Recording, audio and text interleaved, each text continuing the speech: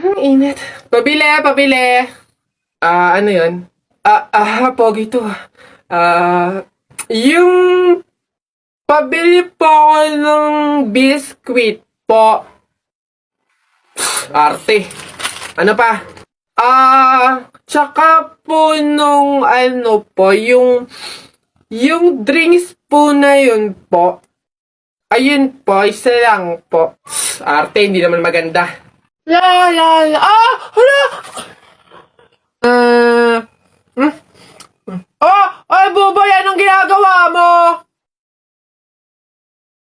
Hoy, Bubay, masama kaya yung ginagawa mo. Bawal daw yan, pamahiin daw yan eh. Hindi daw pwede magpatay-patayan kasi baka daw magkatotoo. Tumigil ka nga dyan, Jepoy! Ang ingay-ingay mo eh. Paano hindi ako magpapatay-patayan? Eh, may zombie, Jepoy, oh, ayun oh! Oo nga, zombie to! Ang pangit-pangit pa, mukha pang mabaho! Ay, wow, bastusan! Kayo mga bata pa kayo, mga judger na kayo, ha? Pulubi ako, hindi ako zombie. Ay, di sorry po! Huwag niyo ako idamay sa kung ano-ano nilalaro niyo dyan. Nagkakalakal ako dito eh. Baka ito ang zombie.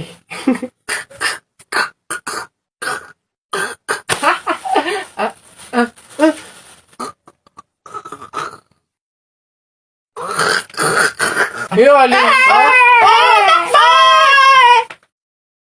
Mare! Mare! Mare! Ano ba yan? Gabing-gabi na? Sino ba yung nasigaw na yan? Oh, Mare! Ano ba yan? Mare! Ha? Ano? May good news ako. Ano nga yun, Mare? Bilisan mo, may niluluto ako. Ano ba yun, Mare? Hindi ba na makagets to? Ito na nga, magbabayad na ako ng utang ko. Huh?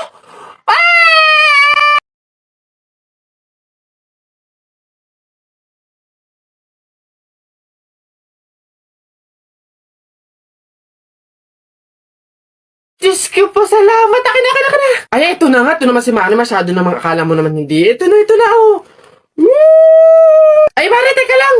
Bakit? Di ba pamahiin? Bawal daw mag-abot ng pera tuwing gabi, mamalasin daw. Ay, oo nga pala. Nakalimutan ko. Paano, Mare? Bukas ko na bayaran. Otot mo, hindi pwede. Baka after 2 years mo bago ulit maibigay yung utang mo. Paano nga, Mare? May pamahi. Di ba bawal iabot? Oh, di... Ibato ko na lang. Aray ka! O yan na mga biwa. Ging. Sapa. Yan. Oy, last one. Ganto tayo. Yan. Yung ganda. Ah, sa akin ha. Guys, may kwento ko sa inyo. Minsan lang ako magkwento dito sa TikTok, kaya makinig na kayo. Ano to, kabobohan moment, kahapon. Tinry kong umorder sa isang milk tea store sa isang mall. Maganda yung milk tea store na yun. Talagang Instagrammable. Ang cute talaga, ganon. Pero bago ko umorder kasi sa mga ganong, milk tea store, kinakabahan talaga ako kasi alam mo yun, parang hindi naman ako sanay sa mga ganung mga lugar magaganda, tapos parang mga pang rich kid pa yung mga nabili doon. Alam mo yun, parang ang mahal-mahal talaga niya. Ngayon, buti na lang may menu na doon sa labas. Tapos chinek ko, sabi ko ay, may budget ako, kaya ko itong bilhin lahat. Gumanon ako. Sabi ko, di nagkaroon ako ng confidence na talagang order ako dito. Ganon. Tapos, ayun na, order na ako. Tapos, nagbayad na ako. Sabi ko, ma'am, paano po yung pag-pick up po ng order? At hihintayin ko na po dito mismo o meron po akong lugar kung saan hihintayin ko doon? Wala siya sinabi, hindi siya umibig. May binigay lang siya na bilog. As in, bilog na parang laruan, na hindi ko alam kung ano yon. Kaya sabi ko sa isip ko, ano to? Ba't may ganito? Iniisip ko na lang na laruan yun na parang freebie, ganon. Kaya umupo na lang ako doon. Tapos naghihintay na ako mga 2 to 3 minutes. Bigla siyang tumunog ng malakas. Tit! Ganon. Tapos sabi ko, baka sumabog to. Gumano na ako. Nakakahiya. Ang dami pa man din tao na andun. Tapos sabi, hindi kaya yan tumutunog kasi pwede mo nang pick upin yung order mo. Like, alam ko na may ganong bagay para pwede mo nang pick upin yung order mo. Ngayon lang ako nakakita ng ganon. Tapos, number 6 po, number 6. Hindi naman ako naingli. Kasi nga wala naman, basta wala siya sinabi na kahit ano about do sa binigay niya kung ano yun. Para lang siyang talagang laruan. Tapos pagpihit kong ganon, may 6 dun sa gilid, napakaliit. Hiyang-hiya naman yung number sa inyo. Napakaliit talaga ng number 6. Sa akin nung ba nangyari yun? Hindi ko naman alam na may ganun. Imagine mo, bigla na lang siyang tumunog na ganun. Tapos talaga nagpanik ako doon, nagtinginan yung tao, tapos nagtatawanan pa yung iba. Nakala mo naman di ko nakikita. Bakit ba? Ngayon ko lang nakita yun. Yabong niyo dyan eh. Mare, nabilitaan mo na ba? Patay na doon si Kuya Tonyo. Ay, oh. Kaya pagkatapos natin dito sa burol ni Ka Flora, daan tayo doon sa burol ni Ka Tonyo. Ay, ganun ba? Di bali na lang, Mare. Pamahiin kasi yun na bawal pumunta ng dalawang burol sa isang gabi kasi daw may pamilya daw nila na mamamatay din. Wag na lang. Ay, ganun ba? Sayang naman ang dami daw pagkain doon. Ang sasarap pa. Ay, ha? Alam mo, hindi naman totoo yung mga pamahiin na yan. Yung mga joke-joke lang yun ng mga matatanda. Alam mo, tara na doon. Mga nagpapautulan sa mga pamahiin na yan. Mas madami pa ng pagkain doon. Dito, puro biskwit lang. Pre! Happy wedding sa inyo! Congrats! Pre, salamat! Buti nakapunta ka. Kain ka na doon. O sige, pero teka lang. May regalo ako sa'yo. Abala ka pa talaga. Ano yun? Ito. Bakit arinola? Ba, wag mong tanggihan yan. Alam mo ba, sabi na matatanda pamahiin na swerte daw yung arinola pag yan yung regalo sa bagong kasal. Ganun ba yun?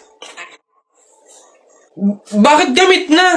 Yun na nga para doble yung swerte. Hindi naman pwedeng yung lagayan lang, kaya nilagyan ko na ng laman para talagang todo-todo. Babas... Ano ba to? Nay! Oh, ano yan?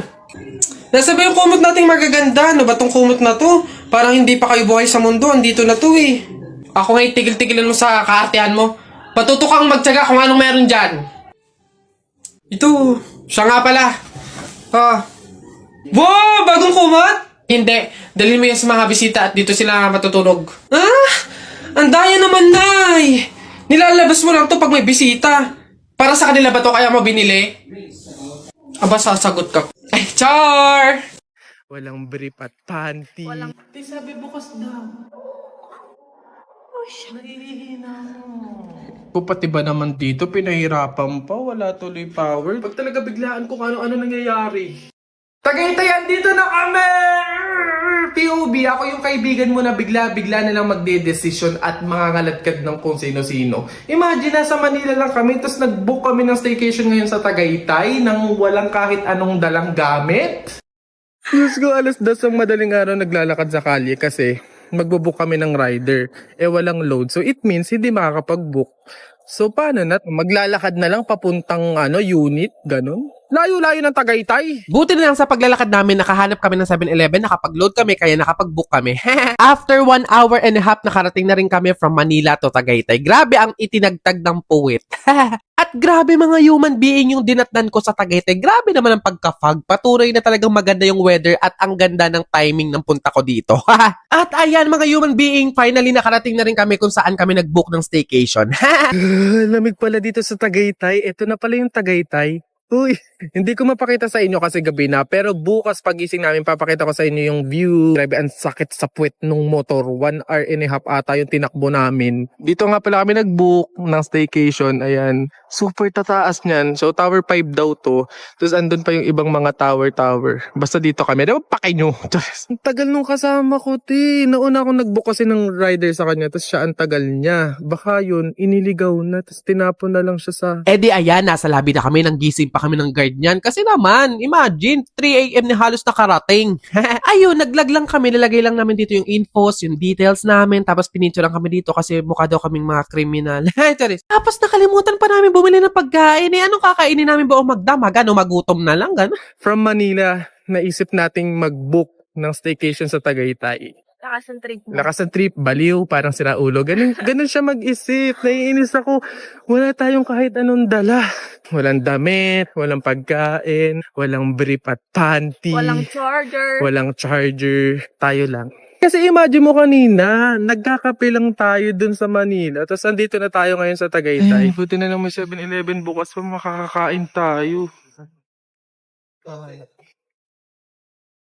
Kasya na sa atin to, no? Uuwi din naman kami bukas. So, yung mga bibilhin na lang natin, yung mga basic na lang na mabilis maubos. May toiletries naman dun, no? So, hindi na natin kailangan ng shampoo and sabon. Perfect na to sa atin dalawa. Ay, hindi pala yung Pika. Peak Asia, hindi siya Pika. Mamamatay na ako ngayon ko lang nalaman na Mga snacks lang pang movie marathon tapos pang breakfast namin mamaya, yun yung binili lang namin kasi saglit lang naman talaga kami dito. Umutot lang talaga. Andito na kami, papunta na kami ng unit, bumili lang kami ng pagkain kasi baka mamatay kami. Ganito pala yung feeling, no? Yung POV, impulsive decision mong kaibigan na dadalhin ka ng basta-basta sa kung saan na kahit wala kayong kahit anong dalang damit at gamit. Okay, titignan natin kung anong itsura ng unit natin. Excited na ako kasi hindi ko siya tinignan online. Gusto ko ma-surprise kung anong itsura niya. Masyado ka! Malalaglag yun. Meanwhile, Di sabi bukas daw. Ba't sarado? Oh, shucks. Nahihina ako. later. Kakainis naman, bababa tuloy ulit ako. Pagod na nga, mamamatay na nga, gutom pa, ano ba naman yan? Pag talaga biglaan kung ano-ano nangyayari. Kung pati ba naman dito, pinahirapan pa, wala tuloy power. Main breaker, so ito yun. Try. Yun. Okay na. Ang ganda. Ang ganda ng cabinet nila dyan, may pasalamin. Ah, aesthetic! Ganda ng kortina, dalawa yung TV. Ayun, tapos ito yung kanilang bed. Tapos ito yung pinaka-entertaining room. Mga display na ganyan. Maganda! Mga pwedeng laruan, CD. Ala, may video game! Video game ba to? Tawag dito? So yung mga pa-display nilang ganyan, ang lakas maka-aesthetic. Boogs. Tapos eto, first time ko lang yung cabinet nila may mirror. So pag babayo ko dito ganyan. Check natin CR. Boogs. May toiletries na hand wash, body wash, shampoo. A few moments later. No loud talking pala. Ayan o. Kasalanan nyo to, sana kasi soundproof to, tapos no loud talking kayo dyan. Hey, Charis! Wala kaming ibang gagawin sa unit na to, kundi kakain, manonood ng movie, matutulog, tapos uuwi na uli mamaya. Ha! Gaya nga na sinabi ko, nagstay lang naman kami dito, naglaro lang kami ng mga games, nag-movie marathon, nag-food trip, nagpatugtog, nagbaliw-baliw, nag-party-party, yun lang. Ulit na bigay mo sakit yung sakit na ibabalik ko mo tulad niyan, yeah. Namiss ka ba? Gusto ko magmakawa.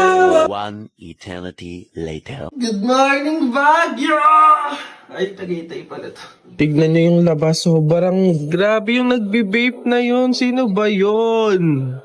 Morning, inaantok pa ako. 11:30 na, ewan yung check-out namin dito. Inaantok pa ako, ayoko pa. Talo na lang tayo dito.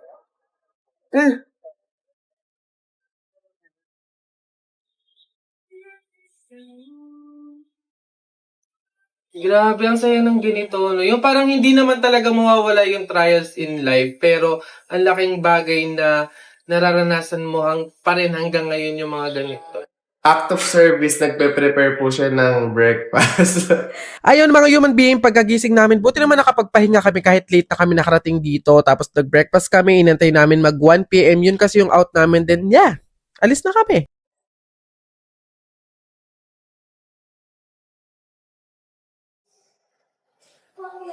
Ayun, dito ko natatapusin yung short vlog. Thank you for watching. Don't forget to watch my other video content and follow my other social media accounts and receive good vibes. Sana na-entertain kayo. Bye, uwi na kami.